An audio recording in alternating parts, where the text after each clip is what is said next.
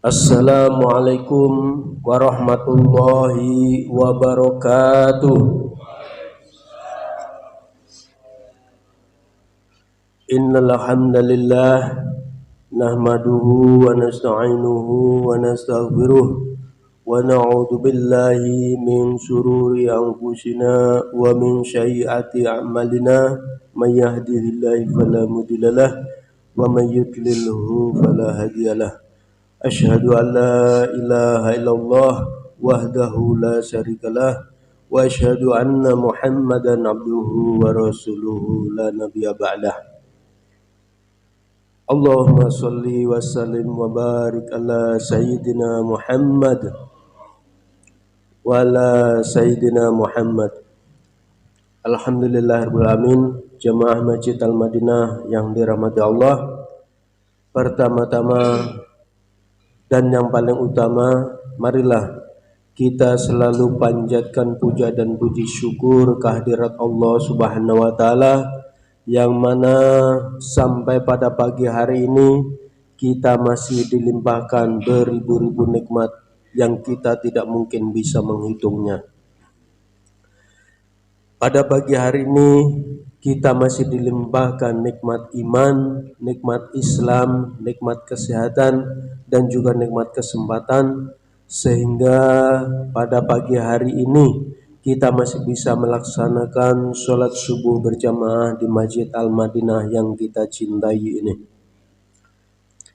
Salawat serta salam semoga senantiasa tercurahkan kepada pimpinan kita, suri tauladan kita, Nabi besar Muhammad sallallahu alaihi wasallam beserta keluarganya, para sahabatnya, dan juga para pengikutnya, dan mudah-mudahan kelak kita tergolong umatnya yang mendapatkan syafaat di yaumil qiyamah nanti. Amin ya Allah ya rabbal alamin. Jamaah Masjid Al-Madinah yang dirahmati Allah, pada pagi hari ini yang berkesempatan untuk memberikan tausiah adalah Bapak Ustadz Edison. Nanti sampai pada waktu suruh dan di akhir sesi ada tanya jawab. Barangkali ada jamaah yang ingin menanyakan atau ingin menambahkan atau barangkali ingin ada sanggahan, dipersilahkan di akhir sesi nanti. Baiklah, untuk mempersingkat waktu kepada Bapak Ustadz Edison kami persilakan. Waalaikumsalam warahmatullahi wabarakatuh.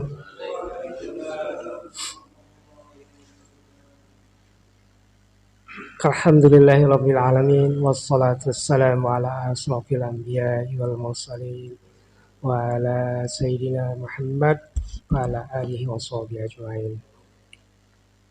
Subhanaka la ilma lana illa ma 'allamtana innaka antal alimul hakim. Rabbi syrah li sadri wa yassir li amri wahlul 'uqdatam min lisani yafqahu qawli. Amma ba'du. Bapak-bapak jemaah Masjid Al-Madinah yang dimuliakan oleh Allah Subhanahu wa taala, sama-sama kita senantiasa merendahkan diri, merendahkan hati kita di hadapan Allah Subhanahu wa taala untuk selalu bersyukur dalam setiap keadaan. Alhamdulillah ala kulli hal, setiap keadaan. Karena apa yang ditakdirkan kepada kita, apa yang disuratkan kepada kita hingga detik ini itu merupakan yang terbaik dari Allah Subhanahu wa taala. Dimulai diciptakannya kita, dijadikannya kita ruh, jadikannya kita manusia yang lahir ke dunia, jadikan kita beriman dan berislam hingga detik ini, itu merupakan suatu anugerah yang luar biasa. Alhamdulillahirabbil alamin. Tak lupa salam dan salawat pada junjungan kita baginda Rasulullah sallallahu alaihi wasallam yang telah mencurahkan segala jiwa dan raganya untuk tegaknya iman dan Islam di dada-dada kita hingga saat ini. Perjuangan beliau, keringat dan darah beliau, risau beliau, bagaimana semua umat manusia itu bisa taat dan tunduk pada Allah SWT, bisa mengucap La ilaha illallah, bisa mengucap Asyhadu anna Muhammadar Rasulullah. Itu risau beliau dari mulai dulu sampai sekarang gitu. Sampai sekarang pun ruh beliau selalu mendoakan kita, gitu. Mendoakan umatnya yang dipikirkan beliau hingga akhir hayat. Sampai saat itu adalah umatnya. Sampai nanti di padang mahsyar yang dicari juga umatnya gitu. Sampai terakhir nanti masuk surga atau neraka masih cari umatnya. Sampai di cari juga ke neraka, kita sebagai umat mungkin yang masih ada yang tanggungan, masih ada harus dihisap itu, sampai dicari sampai beliau, sampai orang yang terakhir yang masuk surga itu, sampai tidak ada lagi umat yang tidak masuk surga. Ini suatu anugerah yang luar biasa. Dan juga untuk keluarga beliau, para sahabat, dan tabi'in, tabi'ut tabi'in, dan kita insya Allah sebagai pengikutnya, kita hanya bisa berharap, berdoa pada Allah SWT, semoga baginda kita diakui sebagai umat baginda Rasulullah SAW dan kelak layak mendapatkan syafaatnya di hari yaumil akhir nanti. Amin, amin ya rabbal alamin. Bapak, saya tidak cuman mengajak Bapak merenung ya, renung karena merenung itu, bertafakur itu lebih baik daripada sholat, lebih baik pada ibadah 1000 tahun. Bertafakur, mencoba merenungi, menapaktilasi gitu ya. Hingga saat ini kita mungkin umur di atas 40 ya, ada yang masih 30 Pak? Masih 30. Salah umur kita 40, berarti kalau kita dari usia balik 15 ya misalnya, ada yang mungkin balik 10 tahun, ada yang udah balik gitu ya. 15, 40, 25 tahun Pak. 25 tahun kita mengerjakan sholat Pak, benar Pak ya. Ada yang miss, atau Bapak bisa hitung sendiri. Taruhlah tidak miss ya, karena kita tidak pernah haid Pak ya. Jadi sholat kita sampai kita meninggal nanti. Meninggal pun kita disolatkan. Jadi ini suatu amalan yang tidak berhenti, berkesinambungan sampai kita akhir nanti. Dan amalan yang paling dahsyat ya Pak ya. Amalan yang paling dahsyat di di dunia, di alam semesta, yaitu sholat. Jutaan, miliaran mungkin maaf gitu orang yang meninggal tanpa keimanan dengan meninggal kafir gitu ya. Itu pengen dibangkitkan lagi. Untuk apa Pak? Untuk dia sekali saja sujud. Gitu ya. Sekali saja sujud di muka bumi ini, karena orang kafir yang tidak pernah sujud gitu ya. Kalau orang beriman meninggal, mungkin kalau orang jihad meninggal ingin berjihad lagi. Kalau orang awam mukmin meninggal ingin mungkin bersedekah gitu. Tapi kalau orang kafir meninggal, dia ingin dibangkitkan kembali, cuman ingin bersujud Pak. Satu kali seumur hidup. Itu dahsyatnya amalan sholat gitu.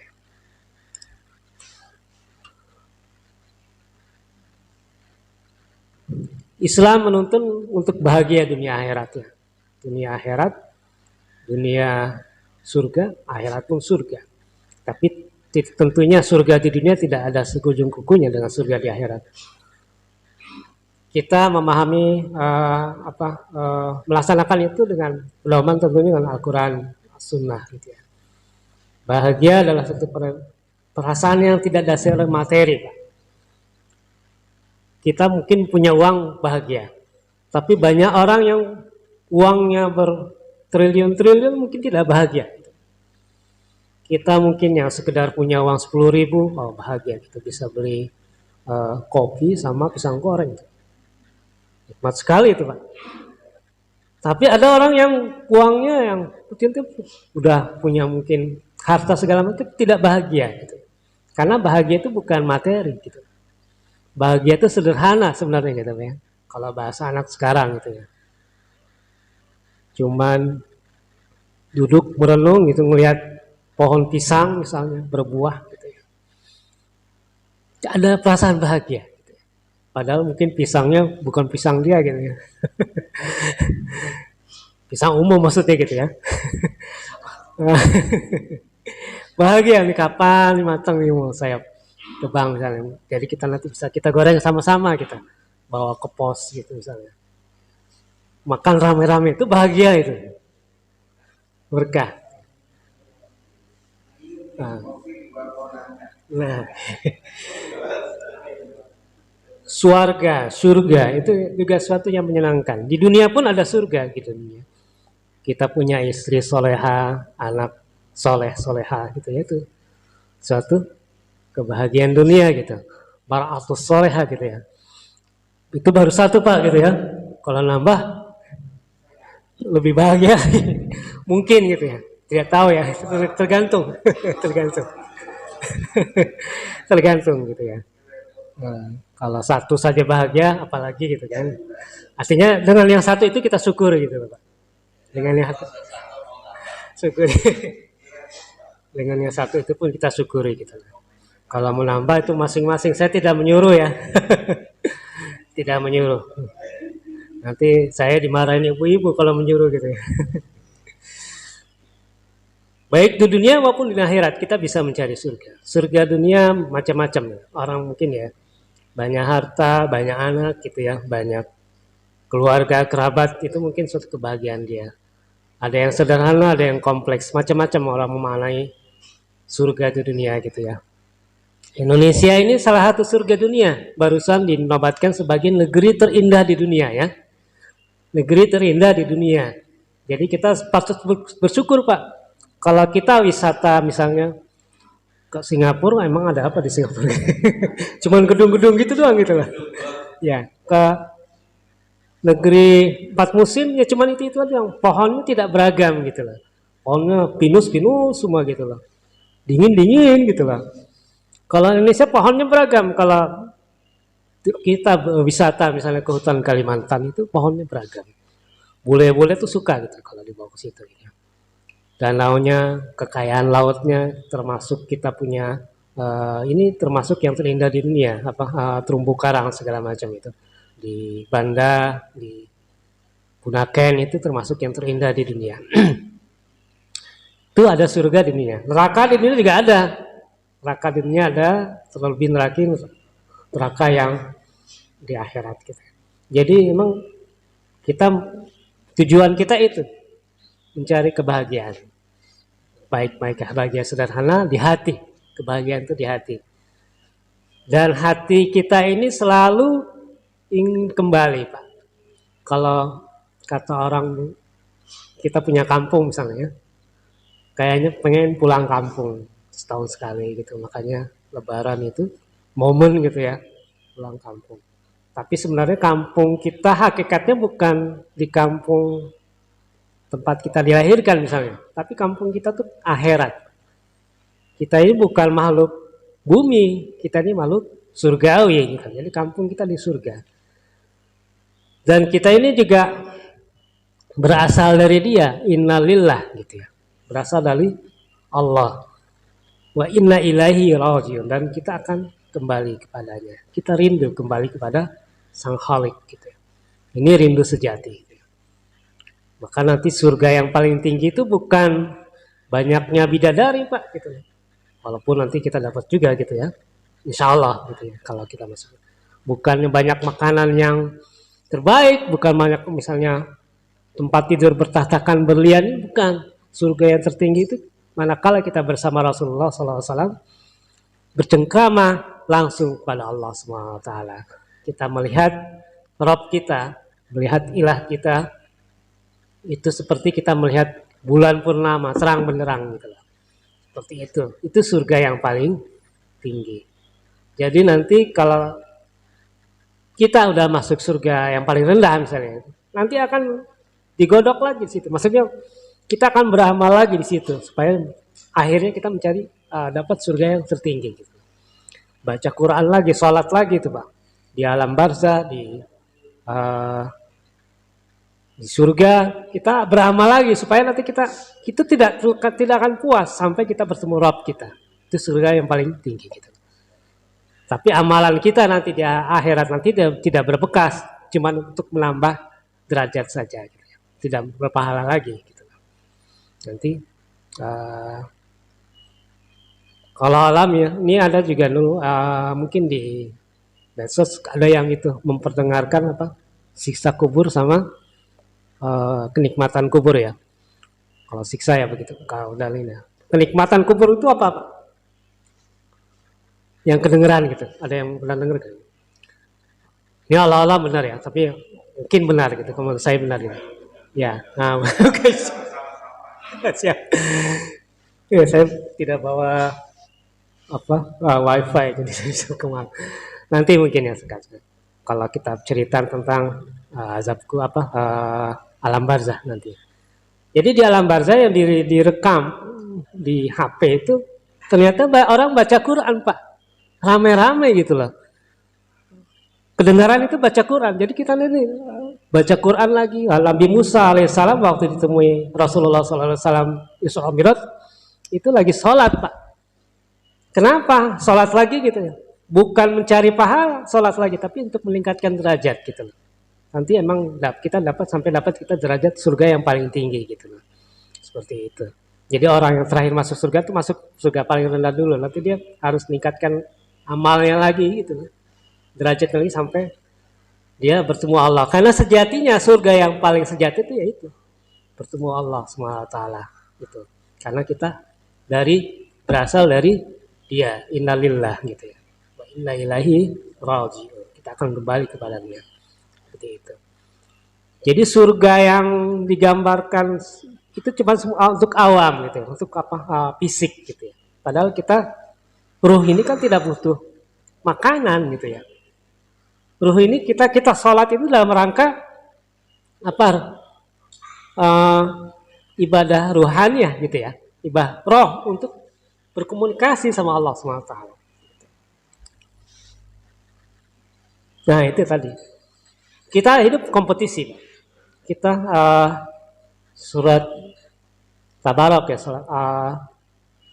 itu saling berlomba-lomba untuk jadikan yang terbaik di sisi Allah ya, terbaik di sisi Allah dari segi rohaniah kita, dari segi fisik kita untuk mendekatkan diri gitu ya. Mendekatkan diri itu bukan berarti Allah itu jauh ya, Allah itu tetap dekat, cuman kitanya yang jauh gitu, jauh secara rohani gitu, bukan jauh secara fisik gitu.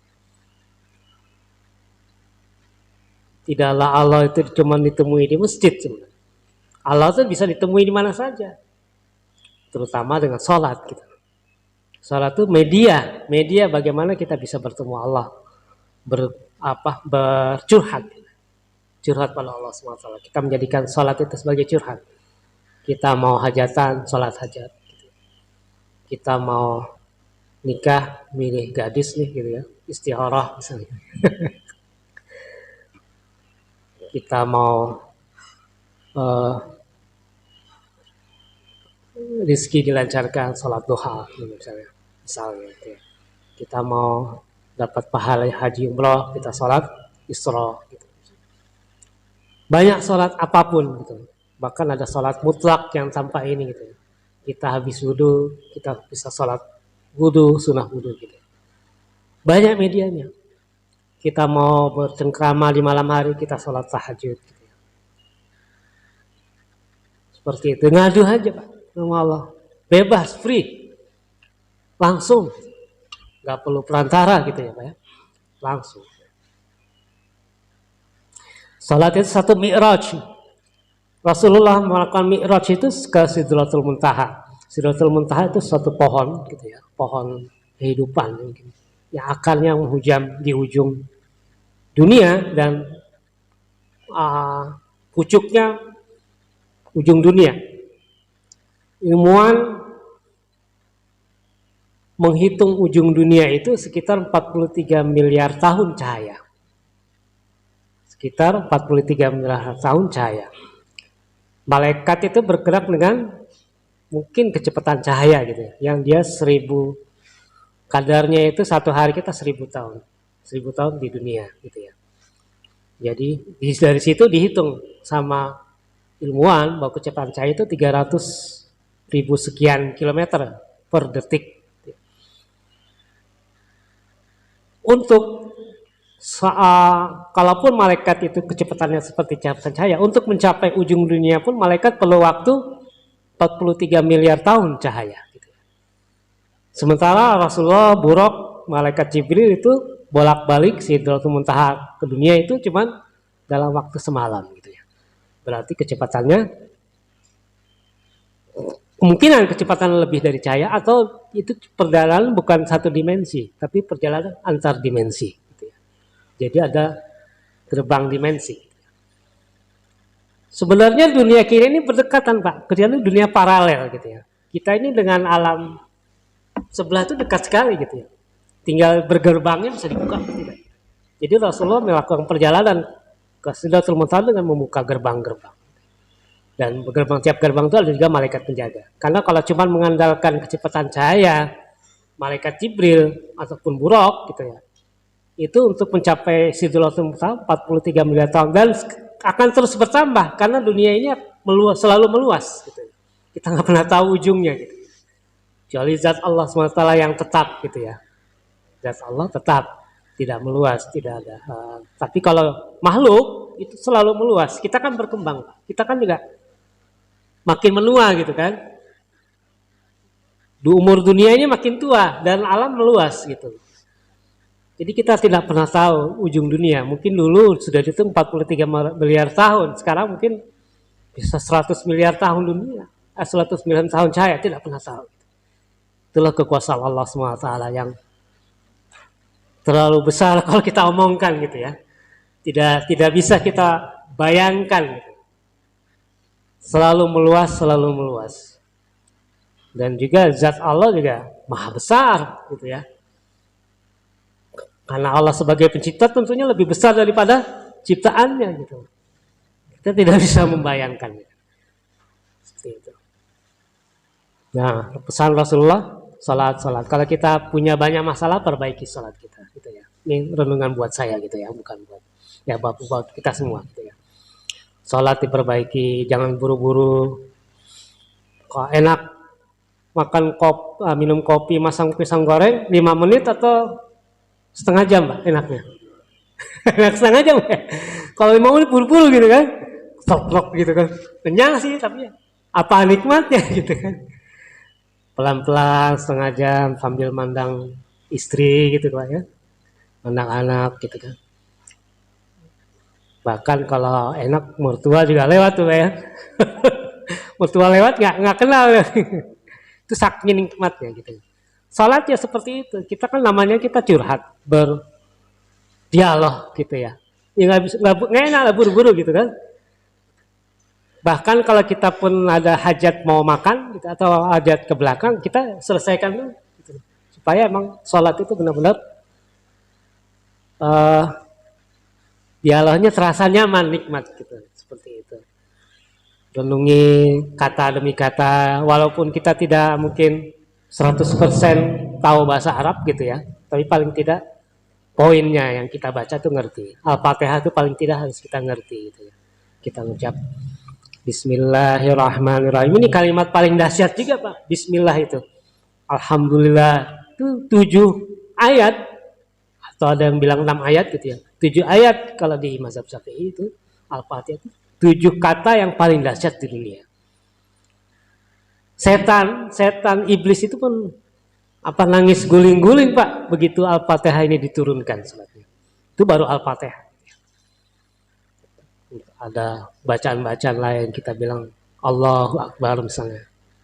Itu tersirat Allah pengen bilang pada kita gitu ya. Adakah yang lebih besar dari aku kata Allah gitu. Tidak.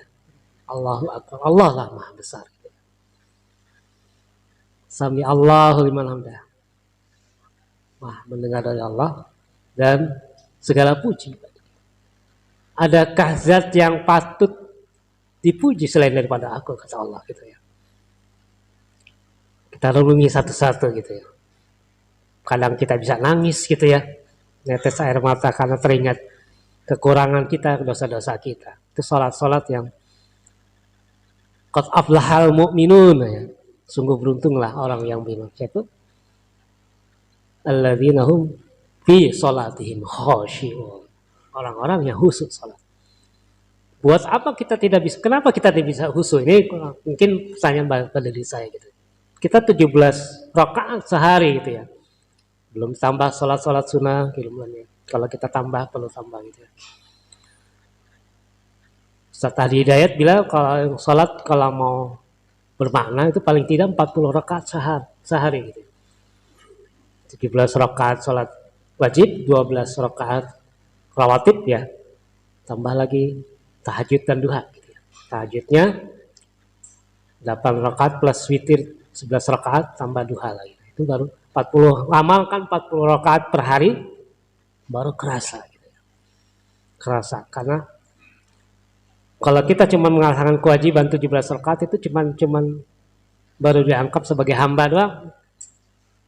Tapi kalau kita mau dicintai Allah ya kita tambah nawafil, ibadah-ibadah yang sunnah yang lain baru nanti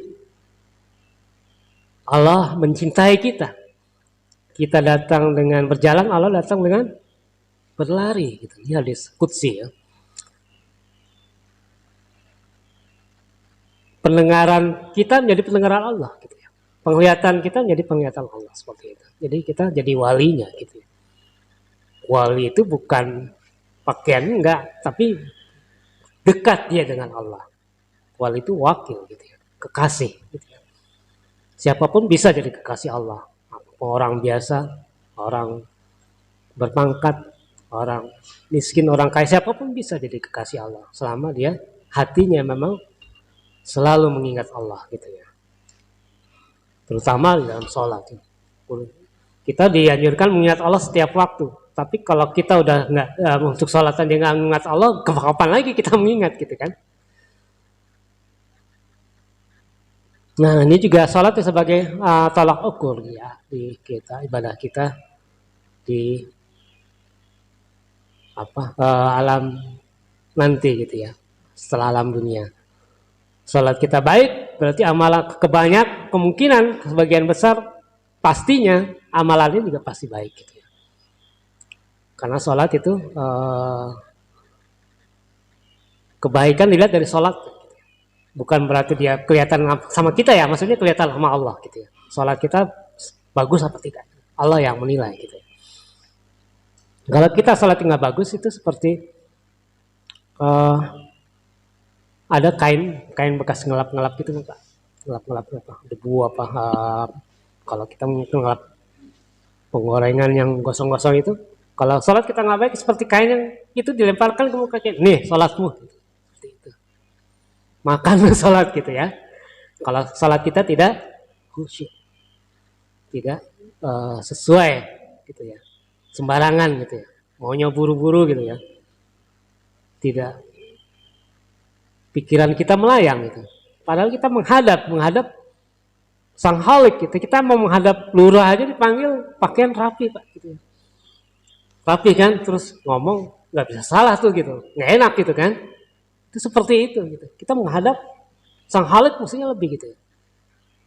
Dulu saya pernah dipanggil wawancara gitu ya. Cuman saya lagi jaga di rumah sakit waktu itu. Jaga adik ipar saya gitu ya. Sementara saya panggil 1 jam lagi gitu benar. Saya jaga di rumah sakit Cipto gitu ya. Tadi panggil wawancara di Muara Baru tuh. Muara Baru Cipto aja udah 1 jam lebih gitu ya. Saya pakaian masih kaos pakai sendal. Dipanggil wawancara gitu ya. Dalam 1 jam gitu. Bisa nggak diundur? Nggak bisa katanya gitu kan. Ya udah ya saya terus terang. Saya lagi rumah sakit nih gitu ya. Saya bilang saya cuma pakai kaos sama pakai sendal gitu ya. Gak pakai sepatu gitu ya. Boleh nggak saya datang gitu kan wawancara gitu begitu gitu ya. Itu baru wawancara gitu. Saya nggak enak gitu kan. Masa wawancara pakai baju kaos gitu ya, pakai sendal gitu. Menghadap bos gitu ya, mau wawancara ke bos gitu. Erin bolehin gitu ya, dibolehin sama ininya gitu, HRD-nya. Banyak nggak apa-apa, datang aja Pak, soalnya bos mau ngomong gitu kan. Cuman saya tetap nggak enak tuh, akhirnya saya dari Cipta tuh ke Senen dulu Pak, beli batik gitu. Beli batik, tapi saya nggak beli sepatu, nggak cukup uangnya gitu. Beli baju batik aja daripada saya pakai kaos gitu, nggak enak juga gitu kan. Banyak jas sebenarnya, uang cuma mampu beli batik waktu itu, cuma ada 50.000, ya udah beli batik 40.000 gitu. Akhirnya ke naik bis dulu, nggak bawa motor gitu, naik bis ke sana gitu, ke Muara Baru. Wawancara, bosnya cuman ya kan udah kasih tahu, nggak kaget gitu ya, cuma pakai batik, pakai sendal. Ya alhamdulillah diterima waktu itu gitu ya, cuma sempat 2 tahun saya di sana kerja gitu ya. Gimana? Saya petualang Pak, ganti-ganti kerja. Gitu. Cuma mungkin sekarang tidak bertualang lagi, sudah umur sudah terlalu senior gitu ya, terlalu senior. Kalau kerja pindah kerja repot gitu. Mendingan udah sisa nikmati aja sampai pensiun kalau emang masih dipakai gitu kan. Itu menghadap dunia, menghadap apa? Melamar kerja kita nggak enak gitu ya. Apalagi menghadap Allah gitu ya. Kalau kita kotor gitu kan, kita walaupun kita syaratnya kan cuma bersih menutup aurat, tapi kan kita nggak enak kalau misalnya kalau maaf sholat kita pakai kaos doang kan sebenarnya nggak enak gitu. Karena kita berhadapan manusia pun nggak enak gitu kan. Kalau kita pakai kaos oblong gitu, kalau kita acara gitu atau misalnya menghadap atasan gitu, pasti nggak enak. Seperti itulah gitulah perasaan gitu ya. Yang kita hadapi Allah, kita sebagai pemilik alam semesta, pengabul segala hajat gitu ya. Kita bicara menyampaikan keluh kesah kita, hajat kita. Tentunya dengan adab gitu ya. Walaupun kita kalau cuma menutup aurat secara fikih, kita tinggal pakai baju pun sah sholat itu kan. Tapi itu dalam keadaan darurat gitu. Cuma cara adab, kalau kita punya baju yang terbaik, yang kita pakai yang terbaik. Tidak cuma ke masjid, di rumah pun begitu gitu. Sholat pakai baju, pakai minyak wangi dulu gitu, seperti itu. Karena kita yang benar-benar kita menghadapi Allah Rabbul Izzati, Tuhan kemuliaan, Maha mulia, seperti itu. Dan seperti juga orang mandi, kalau kita mandi 2 kali sehari Pak ya, di Indonesia. Kalau di luar mungkin banyak yang jarang mandi itu. Karena saya di Mesir itu jarang mandi, bukan karena ini, memang nggak berkeringat gitu ya. Tidak panas tapi tidak berkeringat gitu. Nah, jadi selama tidak junub ya nggak apa-apa nggak mandi gitu. Orang-orang bule maka gitu. Kalau orang bule cuman yang bukan karena ininya, dia pun junub pun nggak mandi gitu. Habis campur sama istrinya, bangun pagi ke baju cuma sekikat gigi doang, kantor aja tuh junub-junub gitu loh. Nggak ngerti taharah gitu loh. Orang bule itu jangan dikira itu Pak, bersih apa enggak, mereka tuh kotor gitu loh. Nah, jorok gitu loh. Bahkan kita yang ngajarin pakai toilet tuh kita gitu loh. Dulu zaman kegelapan itu mereka itu maaf beol itu sembarang tempat gitu. Datang ke Khalifah Islam ngajarin pakai toilet gitu. Sampai sekarang pun mereka tetap jorok di toilet gitu ya. Tetap jorok di toilet gitu. Nah, karena nggak belajar taharah gitu ya, Allah alam gitu. Bersyukur kita umat muslim kita bersih gitu ya. Bersih. Sampai kebersihan itu juga menjadikan hidayah gitu. Jadi ada suatu laundry gitu ya. Laundry petugas laundry ibu-ibu gitu ya. Di London di Inggris gitu. Dia bisa bedain kalau misalnya maaf celana dalam perempuan gitu, kalau yang muslim dan hukum beda. Kalau yang celana dalam maaf gitu ya, orang muslim itu bersih-bersih wangi gitu, walaupun dia sudah pakai. Tapi kalau orang itu maaf bau pusing apa segala macam, karena emang nggak tahu gitu lah, kencing gitu doang muncul, cuma siram, yang disiram nggak disiram malah gitu, yang disiram flush gitu. Dia bisa pakai tisu bisa, atau enggak gitu. nggak dibersihkan gitu. Mereka nggak ngerti taharah.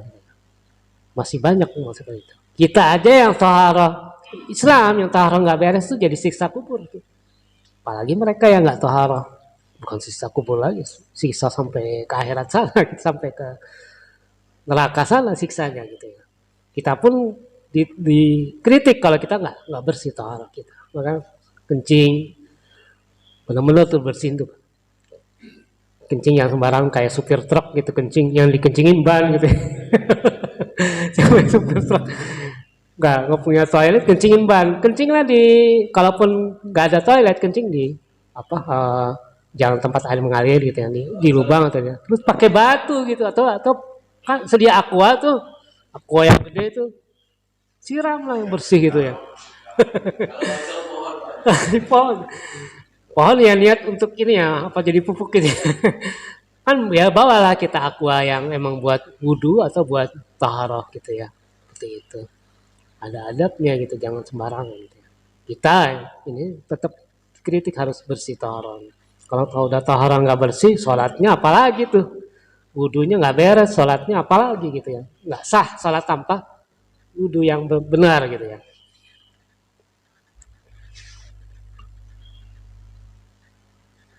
Inti dari sholat itu yaitu memuji, menyanjung. Kita berjanji komitmen. Inna sholati ya, wa nusuki wa mahyaya lillahi rabbil alamin. Sebagai persembahan kita. Apakah Allah perlu sholat kita? Apakah Allah perlu ibadah kita? Enggak perlu. Kita mau ibadah kek, mau enggak kek, Allah tetap Tuhan gitu, Tuhan yang maha besar gitu ya.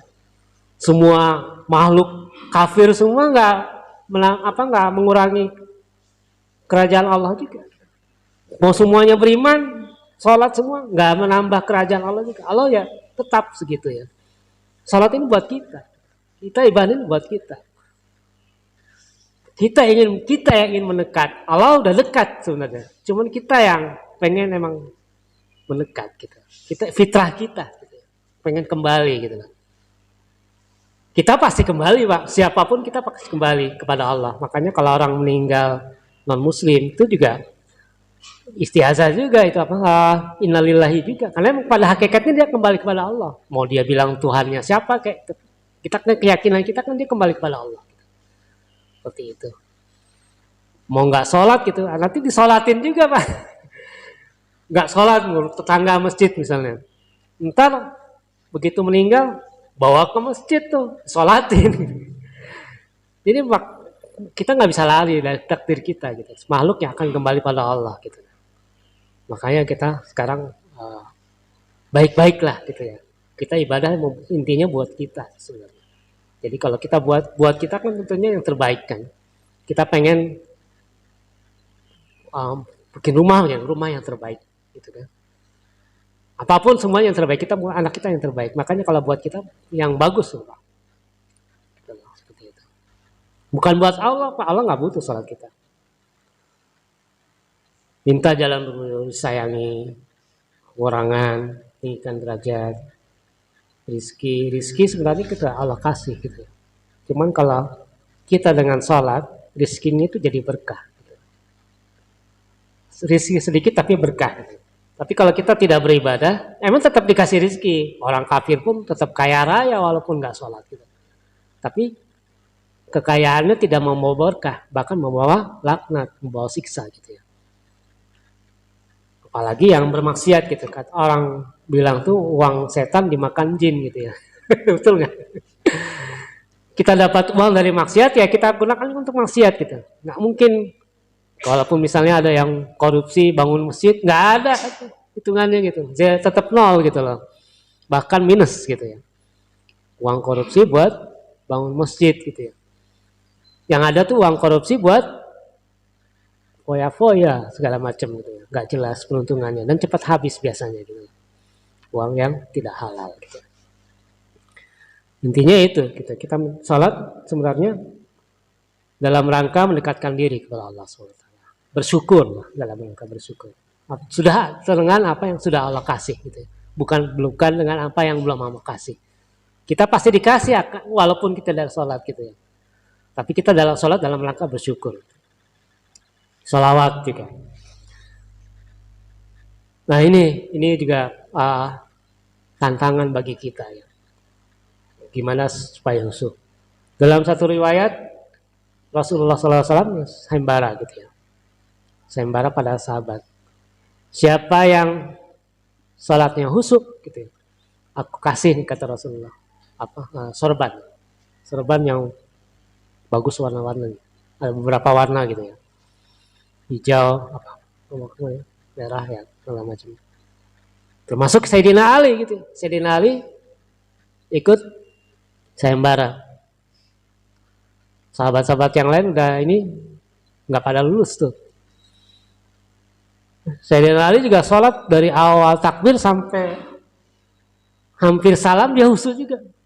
Begitu dia mau salam, dalam hati udah ini, gue khusyuk nih gitu ya, sampai ujung gitu ya. Udah mau salam dia keingat warna sorbannya. Nanti saya pilih warna apa ya? Yang hijau kayaknya bagus atau yang kuning gitu. Baru salam gitu. Tanya sama Rasul, gimana li? Gitu ya. Kalau bahasa kita gitu. Gimana li? Apa? Usul nggak sholatnya gitu kan? Kalau usul gue kasih nih gitu kan? Saya kasih nih gitu kan. Kata Sayyidina Ali, saya hampir khusus sampai ujung Rasulullah SAW gitu ya. Cuman begitu mau salam, saya ingat warna gitu. Warna sorbannya mana yang saya mau pilih gitu. Yang bagus, kayaknya yang kuning bagus nih gitu kan. Ketawa Rasulullah SAW gitu ya. Itulah khusyuk gitu ya. Intinya Allah mengharapkan tentunya khusyuk yang terbaik gitu ya. Dari awal sampai ujung gitu. Sampai ujung, sampai salam gitu. Dari takbir atau ihram sampai salam gitu. Tapi ya ini tergantung kadar kemampuan kita. Tentunya kita harus berlatih. Jangan membayarkan keadaan seperti itu terus-menerus. Kita dalam rangka berlatih gitu ya. Makanya perlu sholat sunnah kita latih gitu ya. Perlu sholat tahajud. Tahajud itu kan sendiri Pak. Nggak dilihat orang. Mungkin istri masih tidur gitu kan. Anak masih lelap gitu kan. Kita sendiri. Jalurnya tuh jalur tol gitu ya. Sholat tahajud. Nggak perlu banyak sholat tahajud. Tapi khusyuk. Gitu. Lebih bagus lagi sesuai sunnah gitu. Misalnya 8 rakaat. 3 witir gitu. Itu bagus lagi 11 rakaat dirutinkan. 2 rakaat tinggal apa ayatnya misalnya panjang-panjang sekalian murojaah apa gitu bagus. Malu kita sama Rasulullah SAW gitu ya, yang maksum yang sudah dipelihara tapi di sholatnya dari habis sisa sampai subuh gitu ya, sampai kaki itu bengkak-bengkak. Malu gitu ya. Saya pernah sholat di belakang imam itu, sholat subuh 1 jam. Mulai jam 5, selesai jam 6. Dia baca surat banyak tuh. Surat Al-Kahfi, surat Yasin, surat Ad-Duhan tuh ayat atas rakaat pertama. Rakaat kedua dia baca surat Al-Waqiah gitu ya. Al-Waqiah sama Tabarak gitu. 1 jam pegawainya gitu, 1 jam baru gitu. Jam 5 mulai, jam 6 baru selesai tuh. Cuma 2 rakaat saja gitu. Kalau orang umum mungkin bisa mencak besok nggak sholat lagi gitu. Panjangan gitu ya.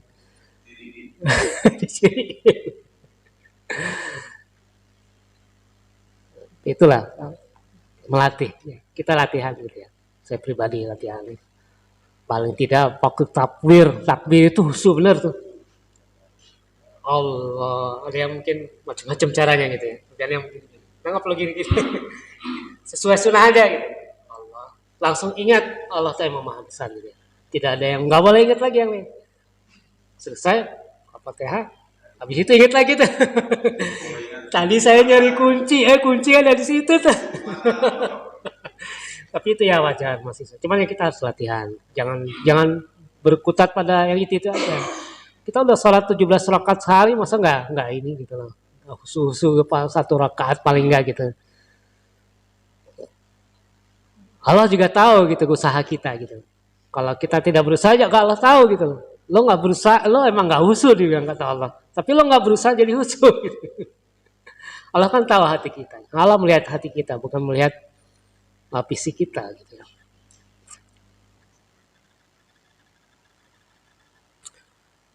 Jadi kalau kita sholat itu cuma baca, cuma ngoceh aja gitu, kayak orang mabok gitu loh. Udah nggak ngerti bacaannya, ngoceh, nggak keruan, buru-buru lagi gitu kan. Terus imam lama dikit, dia udah gelisah. Gitu. Seperti itu. Seperti itu lah. Koreksi buat kita, buat saya lah, bukan buat siapa-siapa gitu. Harus sabar gitu. Makanya ada sabar dan sholat ya. Wasta'inu bis-sabri was-shalah. Kita harus sabar dalam menjalankan ketaatan gitu ya. Jangan seperti orang al-mu'minun yang sahunnya lalai dalam sholat gitu. Ini orang sholat lalai itu ada nerakanya. Jangan salah Pak. Kita mudah sholat ada nerakanya juga kalau awal ya. Neraka awal itu khusus orang yang sholat maksudnya lalai. Ini salah-salah orang munafik. Orang munafik itu begitu. Kita mungkin ada sisa-sisa sedikit munafik kita coba hilangkan. Jadi cuman kelihatan mulut fisiknya aja pakaian rapi gitu loh. Tapi hatinya, pikirannya kemana-mana. Gak ikhlas gitu loh. Gak ikhlas. Ini juga dalam orang yang selain itu dia barang juga seperti syirik, menyekutukan. Jadi kita sudah menghadap Allah, tapi kita masih menghadap yang lain gitu, masih mikirin dunia gitu ya. Bukan kita nggak boleh mikirin dunia, boleh, tapi sholat jangan mikirin gitu loh. Baru sholat, tadi saya di mana atasan musimnya gini-gini, mikirin dunia gitu. Ini buat bayar ini kurang uangnya. Ya itu nanti setelah sholat gitu loh. Setelah sholat kita pikirin itu gimana caranya. Kalau lagi sholat jangan dipikirin itu. Kurangnya. Itu masalah kita sehari-hari gitu ya. Nggak kita mungkin nggak lepas gitu ya. Jangankan kita yang kurang uang misalnya gitu. Orang yang banyak uang juga tidak ada masalah gitu ya. Tetap ada masalah gitu. Karena dunia ini ujian. Dunia ini masalah yang harus kita selesaikan. Betul. Cuma kita gimana dengan uang sedikit, uang banyak bahagia. Gitu. Gimana dengan istri satu, dengan istri dua bahagia juga gitu ya. Ujian Pak. Tetap bahagia. Ada juga yang nggak punya istri juga tetap bahagia gitu kan. Yang penting itu gitu. Punya anak. Bisa nggak bahagia kalau nggak benar gitu kan. Malah jadi musibah gitu. Nanti kita di akhirat jalannya miring tuh ya. Kalau nggak suami yang tidak adil gitu ya. Makanya satu aja adil dulu gitu Pak. Saya nggak nyuruh, kalau nyuruh nanti saya dimarahin ibu Pak.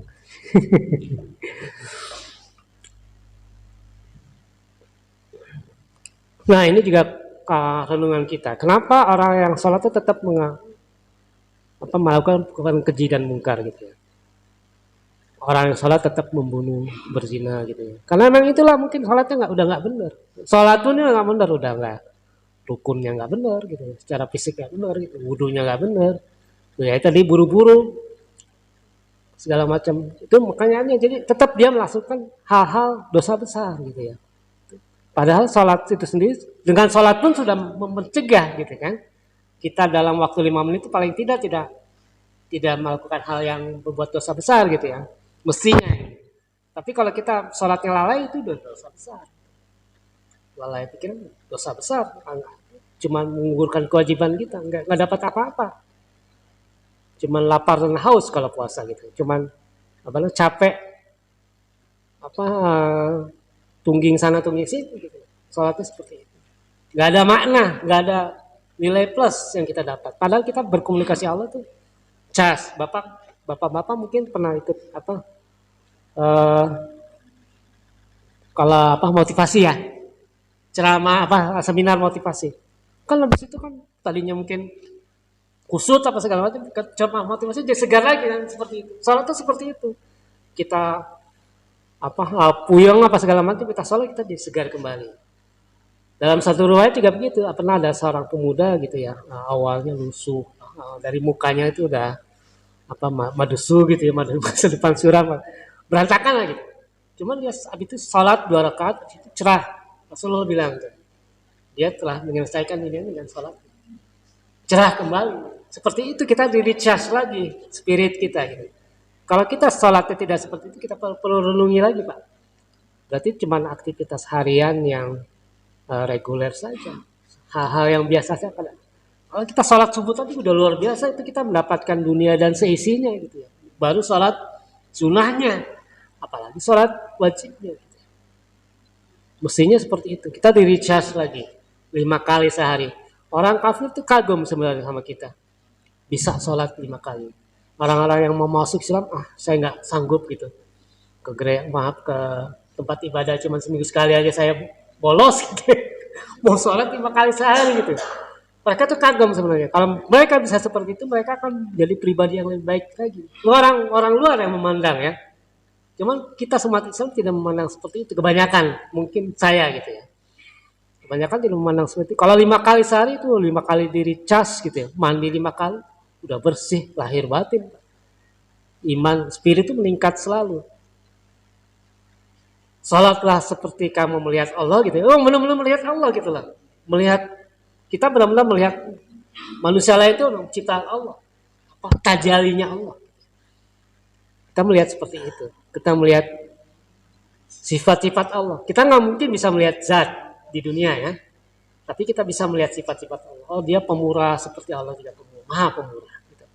Dia penyayang seperti Allah juga maha penyayang. Gitu, seperti itu. Dia orangnya tegas juga Allah juga maha tegas gitu seperti itu.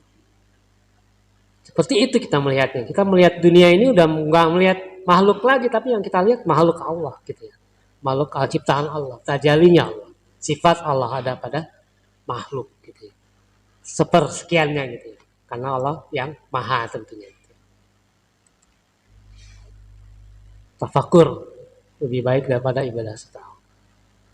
Salat itu media tafakur Pak. Dan di luar sholat pun media tafakur. Makanya dibilang kalau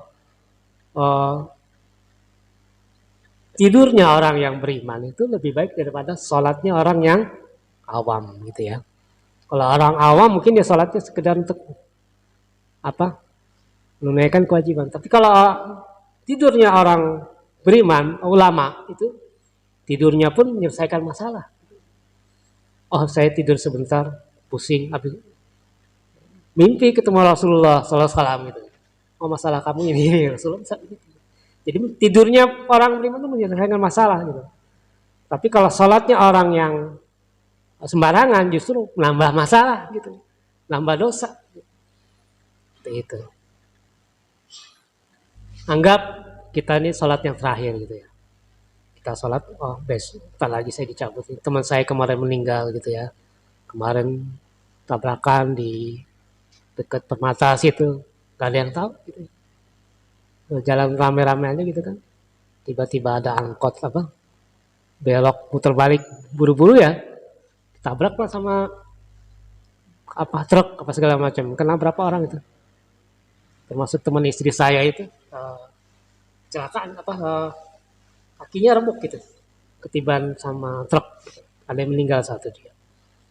Kemarin nengok sih di pada pasal itu nggak menyangka itu baru pulang baru mau ngaji itu padahal semuanya nggak ada yang tahu gitu ya, ada yang sudah meninggal juga ya. Kita merasa seperti itulah kita nanti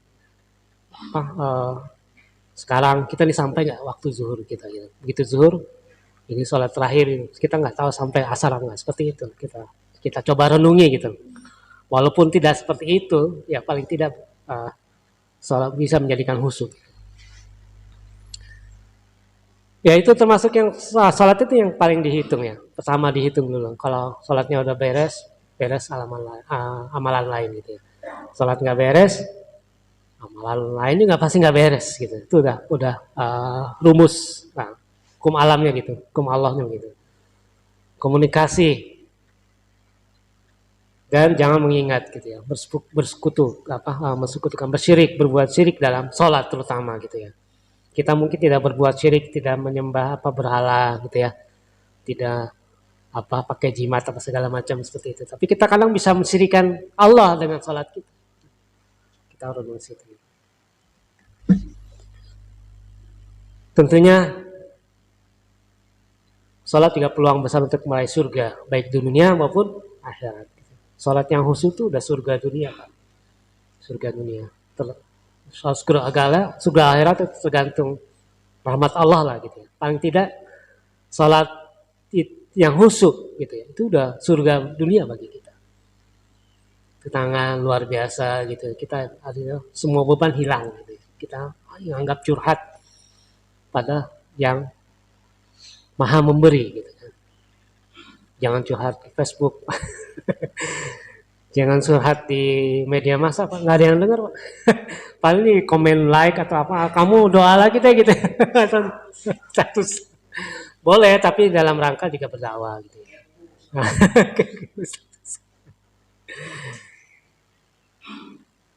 Dunia sebentar, Pak, 60-70 tahun, tapi dengan 60-70 tahun ini itulah kita akan hidup selamanya gitu ya. Di alam barzah di alam barzah mungkin 4.000 5.000 tahun, alam mahsyar ribuan tahun gitu. Di akhirat nanti surga atau neraka kita akan kekal selamanya gitu ya. Ya ini yang kerja sedikit tapi untuk hasil besar. Kita bilang buy one get one, buy one get unlimited gitu ya. Kerja 60-70 tahun itu udah dikurangin, Pak. Kurangin berapa umur kita balik ya. Balik 10 tahun, cuma 60 tahun kita kerja benar-benar lah. Itu nggak lama, Pak, sebentar. Kita aja merasa lama gitu ya. Tapi sebentar, tahu-tahu kan saya sudah 12 tahun di sini. Nggak kelas gitu. Tahu-tahu anak saya sudah kuliah gitu kan. Nanti tak lagi mungkin ketemu jodohnya menikah gitu, punya cucu apa segala macam. Gitu. Nah, nggak kerasa. Iya, udah punya cucu, udah punya rumah 2 gitu kan. Cuman istri masih 1 ya. Nah, pegawai negeri masih boleh, PP 10 masih berlaku ya, Pak? Enggak boleh. Kakak 1. Nanti kakak 2 bingung. Nah, BPJS nggak berlaku juga tuh paling istri kedua tuh. Nah itu tadi kita adab kita, tentunya pakaian yang terbaik. Baik ini bukan mewah mentereng bukan, tapi bersih, ya bagus bersih, suci dari najis, gitu ya. Menutup aurat. Gitu. Tapi yang nggak kayak kaos-kaos gitulah ya, meja rapi, pakai sarung atau pakai celana gitu ya. Rasulullah pakai sarung Pak. Rasulullah pakai sarung, pakai jubah, pakai gamis gitu ya, pakai jubah. Ganteng berwibawa. Kalau pakai sorban gitu, itu ada sanatnya juga tuh, bisa ngambil sanat tuh. Belum. Nah, kalau politisi itu 5 tahun sekali tuh pakai peci, jangan Pak, kita tiap hari Pak. Apa adanya kita gitu. Jadi jangan pencitraan gitu ya. Apa adanya kita. Yang nyamannya aja buat kita gitu ya. Pakai sarung, pakai ini. Cuma rapi, bersih, menutup aurat dan pantas gitu ya. Kita kan kondangan juga gitu Pak. Nggak mau kan kita diundang Pak Tarno nih. Saya kondangan Pak Tarno nikahin anaknya misalnya, atau Pak Tarno nikah lagi misalnya gitu kan. Ya nggak enak lah saya pakai kaos, pakai apa gitu kan. Paling nggak pakai batik gitu, pakai sepatu gitu yang mengkilat gitu kan. Jam tangan gitu kan. Biasa nggak pakai jam tangan gitu kan. Seperti itulah kita menghadap Allah gitu ya.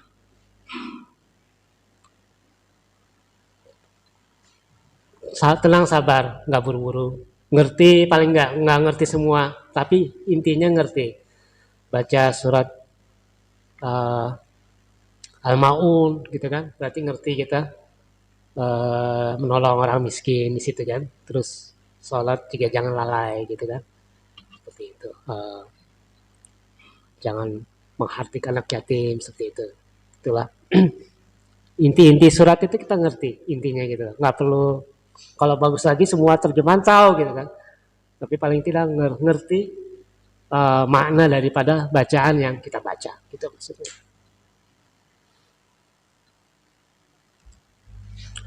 Janji gitu ya, salatku, ibadahku, hidupku, matiku persembahkan pada Allah SWT, bukan yang lain gitu ya. Kalau dulu janji sama pacar gitu ya, kamu sehidup semati gitu. Begitu nikah, meninggal, cari lagi. Nggak ikut, kamu kan dulu janji sehidup semati gitu. Nah, dulu ada hukum ya, mungkin di India atau di mana gitu ya. Kalau suaminya meninggal, dia dibakar gitu ya. Harus ikut tuh dibakar gitu. Hidup semati gitu. Enggak, kalau sekarang enggak.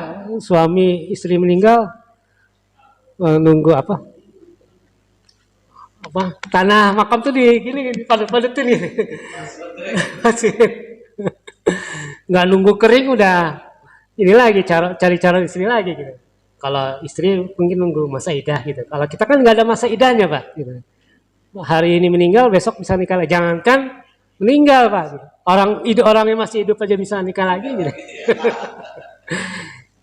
Itu secara syariat gitu ya. Cuman secara etiket kalau ya kita tentunya mencintai istri yang pertama gitu ya. Itu nggak bisa dipungkiri lah gitu. Nggak dipungkiri itu. Kita nikah. Gak ada nikah dijodohin kan sini gitu. Dijodohin itu juga cinta-cinta kita pertama gitu. Sama Rasulullah SAW juga cintanya pada Khadijah. Dia tidak berpoligami waktu Khadijah masih hidup gitu ya. Berpoligami setelah Khadijah wafat. Gitu. Itu pun Aisyah radhiyallahu anha sering cemburu gitu ya. Karena Rasulullah masih ingat kebaikan Khadijah gitu ya. Masih sering ingat sampai Aisyah itu megang telurnya tuh matang lah. Saking cemburunya gitu, dia menahan gitu. Tapi itulah itu hakikat kita emang cinta itu cuma satu. Sebenarnya cinta itu cuma pada Allah SWT gitu ya. Itu yang nggak bisa. Kalau kita di luar cinta pada Allah, Allah itu juga cemburu gitu loh. Allah itu maha cemburu gitu loh. Istri kita aja cemburu, apalagi Allah gitu loh. Kalau kita Allah didoakan gitu loh. Janganlah Allah didoakan. Karena kita udah itu Tuhan kita satu-satunya gitu, nggak ada yang lain.